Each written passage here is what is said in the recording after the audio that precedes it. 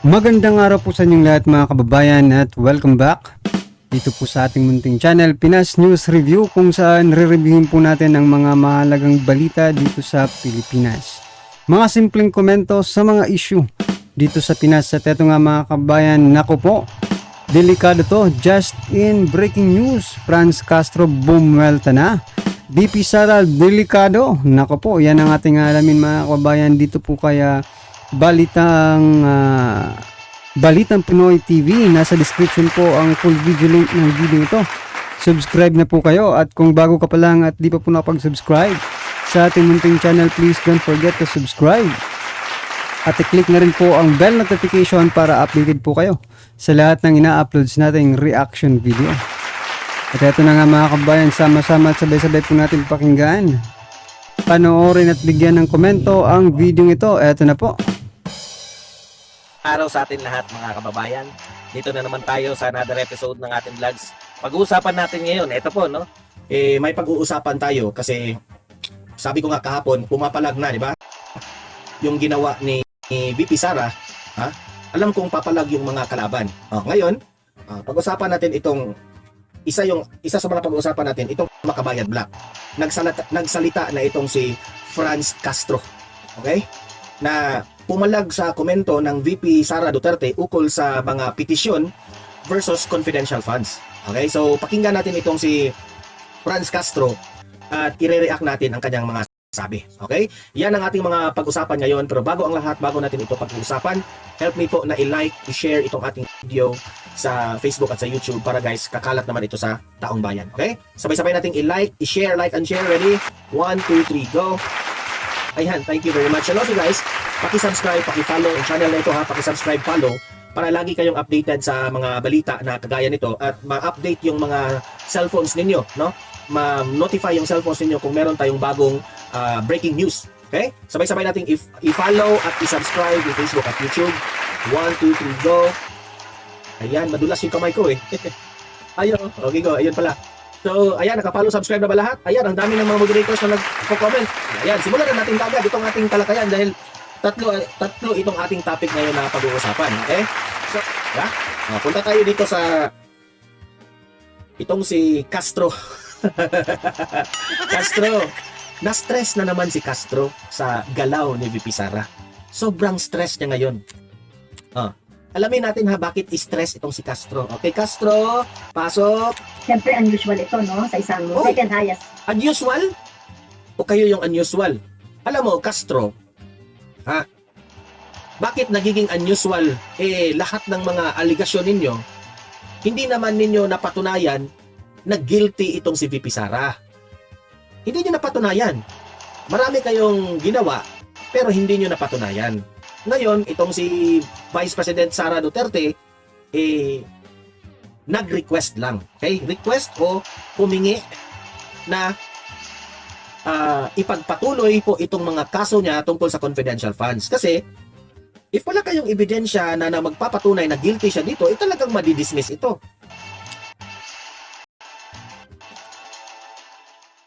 So eto nga lang mga kababayan, bakit paulit-ulitin pa itong confidential fund? Ha? Napatunayan naman po ito sa COA, no, na wala pong anomalya yung 125 million at hindi naman po yun ibinulsa. Anong problema nyo? Ha? Bakit nyo kayo nire-reopen? Kumbaga, di ba? Dahil nakapagtanim na ba kayo ng mga ebidensya? Ha? Bakit nung una hindi nyo ipinakita yung mga ebidensya ninyo? Ngayon lang ba kayo nakapagtanim ng mga ebidensya, Franz Castro? Ha? Alam nyo, dito magsisimula ang gulo eh. Ha? Kapag nagsalita na talaga si VP Sara against sa inyo, no? Pag sineryoso ni VP Sara, kung ang ugali ni VP Sara ay katulad ng mga ugali ninyo, siguro ko wala na kayo ngayon sa mga posisyon ninyo. Ha? O kaya nga mga kababayan baka nakapagtanim na po ito sila ng mga ebidensya at gusto na naman ngayong busisiin. Tapos na yun Wala na ba kayong issue na maibato kay VP Sara? Wala na ba kayong issue? Kasi tahimik ngayong tao Trabaho lang ng trabaho. Kaya wala talaga kayong makikitang butas. Kaya pabalik-balik na lang yung gusto nyong ibato sa kanya.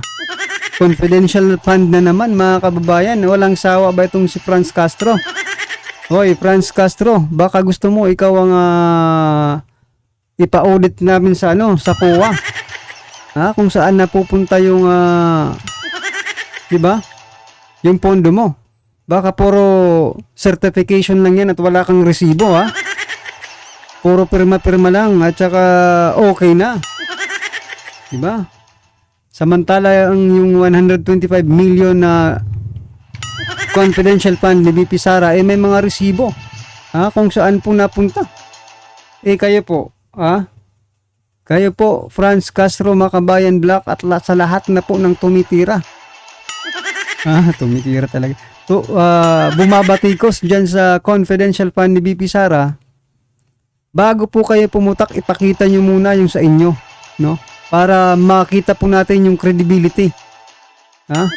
Kung karapat dapat ba kayong magtanong? Karapat dapat ba kayong bigyan ng pansin ng Korte Suprema? Karapat dapat ba kayong pansinin ng taong bayan? Baka kasi kayo yung Kayo yung may tinatago. Diba? Ngayon, stress na stress ka. Di ba? Gumawa ka ng ebidensya. Nasaan ba ang mga ebidensya ninyo? Kasi kayo po ang nag-aakusa tungkol dito sa confidential funds. Kayo ang magpapatunay na may mali dito. Castro. Di ba? Position ng leader ng ating bansa, si Vice President, para mag-request sa Supreme Court na ibasura or i-dismiss. It's not natural. Natural yan, Castro, na mabasura kasi walang walang katuturan. Kasi kung pamumulitika itong galawan na ito, yung pag akusa nyo, wala talaga. Matutuklasan talaga yung mga bagay na ito sa korte. Kasi in court kasi guys, no? Kapag nandyan na yan sa korte, walang ibang hahanapin yung korte kundi yung ebidensya. Kung meron talagang nagpapatunay, na mali, may ginasta na pera si VP Sara, na hindi naman ayon sa batas, o kung ano-ano mang mga anomalya na matutuklasan ng korte, talagang magigilty si VP Sara. Di ba? Pero kung wala, mismo kayo, hindi kayo makapagbigay ng ebidensya, puro lang kayo akusa, puro lang kayo haka-haka, na ganito, ganyan, ginamit yung pera sa ganon, ganyan, wala naman kayong ikapakita, it will just turn out na paninira. It will just turn out na nasa taong bayan na yan if maniniwala sila sa inyo o hindi. Pero at the end of the day, yung korte, hindi papayag ng ganun-ganun na lang na hearsay. Etong petisyon, tingin ko bilang second highest position dito sa bansa, hindi siya dapat na nagkakaroon ng parang influence sa Supreme Court. Actually, hindi yan influence. Hindi niya inumpluwensyahan. Siyempre, siya yung kinasuhan, hindi niya inumpluwensyahan. Siya yung kinasuhan. Grabe no, talagang siguro walang tiwala ito si Franz Castro sa justice system natin, mga kababayan. Biruin mo, 'di ba? Magkaiba naman po ang mandato ng Vice Presidente at ng Justice, no? Department of Justice. Pero sinasabi niyang maimpluwensyahan. Sa palagay niyo, mga kababayan, kaya bang impluwensyahan ni VP Sara?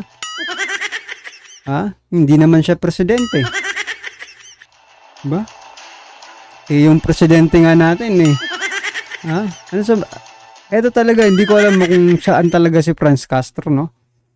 Kung talaga mang para sa bayan nito, or ano ba talaga ito? Terrorist? Si Castro ba? Mga kabayan. Mamundo ka na lang, Castro. Sabagay, bakit kaya naisipan na naman ni Castro na i-open na naman yung issue dyan sa confidential fund na yan? No? May nag-utos ba sa kanya? Or talagang kusa lang umaandar ang utak ni Castro para siraan ng mga Duterte? So siya yung magtatanggol sa sarili niya. Di ba? Sino ba namang hindi gusto na maabsuelto yung mga kaso niya? Di ba? Wala naman sigurong linabag sa batas si VP Sara sa pag-request. Remember ha, request Castro na buksan muli, tingnan o pabilisin yung desisyon yan. Ha? Kasi wala kayong maibigay na ano eh. Pati nga, dapat questionin nga also yung si Presidente Bongbong Marcos dito eh. Dahil inalaw po ha, Presidente Bongbong Marcos allowed to transfer these funds to the Vice President. Diba? Paano yan? Ito namang sa COA report, ha? Ang COA naman, nagbigay na ng official statement na nothing. Alam nyo kung ano yung trabaho ng COA. Ito ay chine-check nila kung nasa tama ba ang paggasta ng mga pera na ito. Kung totoo bang ginamit, 'di ba? Yung mga pera. Kung saan ginamit, no? Yung pondo. Ngayon, doon po sa sinasabi ni Sir Don Mar sa kay PBBM, no? Talagang totoo naman. Doon po nanggaling ang pera. Ngayon, kung kine-question nyo kung sa illegal yung transfer ng funds, dapat ang kine-question nyo po yung presidente. Bakit siya, no? Nag-transfer ng fund kay BP Sara. Oh. Kasi kahit sabihin ni BP Sara na, sige na, PBBM, bigyan mo ako ng confidential fund. No? Kung alam ni PBBM na mali pala yun, sana dun pa lang naayos na. Mga kabayan, tapos ngayon, didiinin nyo si BP Sara. Natural lang naman na humingi ka ng budget. Ha? Humingi ka ng budget. Oh. Ngayon, dapat sana yung ginawa, opinion ko lang mga kabayan, ha? Dapat sana yung ginawa, doon pinasok sa budget hearing sa sa Kongreso. Ha? Hindi direkta, kumbaga kung yan ba yung gusto ninyo? Pero bakit ginawa ng Pangulo? Oh. Bakit po ginawa ng Office of the President yung pagtatransfer ng pera kay BP Sara kung alam nilang mali? Franz Castro, sinasabi mo bang wala sa tamang pag-iisip si PBBM? COA, they said na wala. Nasa tama na paggamit itong confidential funds na ito. O, so paano ngayon? Saan kayo kukuha ng ebidensya, Castro? Na nagpapatunay na walang karapatan si VP Sara sa ginagawa niya ngayon. Na inutusan niya na ibasura itong dalawang petisyon na nagko-question doon sa kanyang 125 million na confidential funds. At sinasabi niya pa rin doon na parang parang parang imagination lang ba yan? O theoretical? No, theoretical daw itong sinasabi natin sa Hindi ko petisyon. maintindihan itong sinabi. Totoo naman eh. Wala naman kayong ebidensya. Oh. Mag-present kayo ng ebidensya na talagang illegal yung transfer of funds, mga kababayan. Para maniwala sa inyong korte, huwag nyo pong gagamitin yung media para iparating sa tao. Matalino na po ang taong bayan, mga Castro. Ha? O, kung noon sana, pwede mong gawin yan kasi ikaw lang talaga ang mapapanood ng taong bayan. Ngayon, marami na. Diba? Nauuna pa nga yung mga social media kaysa sa inyo eh. Diba? Kasi ito, kung alam talaga ni Castro to, na naglabas na ng COA report about dito sa CIF ni BP Sara, edi sana hindi na siya magdadakdak dyan, mga kababayan. Kasi alam niya nang walang anomalya eh. Walang anomalyang ginawa, pero bakit ini-insist pa rin niya? Ibig bang sabihin hindi alam ni Castro? Na nag-audit na po ang COA about dyan? Ba? Oh, nasa traditional ka pa eh. Castro, nasa traditional ka pa. Era, no? Ngayon, mabilisan na nga ng information. Di ba? Wala kang mapapala dyan, Castro. Kahit anong sabihin mo, ha? Kaya ang ano dito, ang point natin, wala naman talagang naniniwala kay Castro. Di ba? Maliban dito sa mga media kasi pinipick up naman nila. Isa lang po ang ibig sabihin yan, mga kabayan. No? Like Trillanes, sino pa ba? Gadon, di ba? Oh. Kahit kasinungalingan na ang pinagsasabi, pinipick up pa rin ng media. Bakit? Dahil ba business nila ang information? Mga kabayan? Dahil ba mas magte-trending kapag mga sinungaling ang magsasabi? niya eh. Gagawa ka lang ng... Alam mo, ikaw yung magpapatunay. Castro, patunayan mo na may ginawa siyang mali. Yun eh, yun ang pulot dulo doon. Si BP Sara, humihingi, nag-request siya na ibasura na ito kasi hindi kayo kayong mga nag-aakusa, hindi kayo makapagpatunay na siya ay merong kasalanan. You give evidence. So we beg to disagree in due respect to her. So, malinaw, no? Malinaw Respect pa sa talaga. constitution na, ayan nga, sinabi nga natin dun sa petition natin. Dalawa kasi yung kinestyon natin dun sa petition, yung release and disbursement ng confidential funds noong 2022 at saka yung kapag ito ay nadeklara ng Supreme Court na unconstitutional, dapat maibalik itong 125 million. Hindi theoretical. Sabi mo, ibalik yung 125 million. Sabihin mo yan sa COA. COA has all the report. Grabe talaga si Castro, mga kababayan. No? Paano siya papanigan ng Supreme Court kung wala siyang ebidensya? Di ba? At mas matibay na ebidensya yung COA report. Kasi yung COA talaga yung nag-audit, di ba? Maliban na lamang kung mag-audit din po itong si Castro. Sariling pagsisiyasat, no? Oh. Di ba? Yun nga po ang ibig kong sabihin kanina.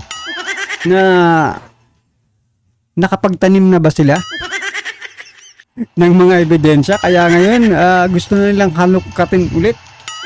Bakit nung una hindi nila inilabas yung mga ebidensya nila kung meron man? Diba? Ay, naku, paulit-ulit na lang po tayo kay Castro, mga kabayan. Ano man po ang inyong opinion patungkol po sa video ito, ay comment lang po sa baba para at isa lang po ng ating mga kabayan ang inyong nararamdaman patungkol po kay Castro, ha? Yung talagang, ano ba, nahawaan na ba ito ng pagkabangag? Sa bagay, mas unang bangag ito si Castro, mga kabayan, ha? Mas naunang bangag po si Castro. Alright, kung ano man po yan, mga kabayan, i-comment na po sa baba para at least alam po natin, mga kabayan, ang inyong opinion. Alright? Maraming salamat po.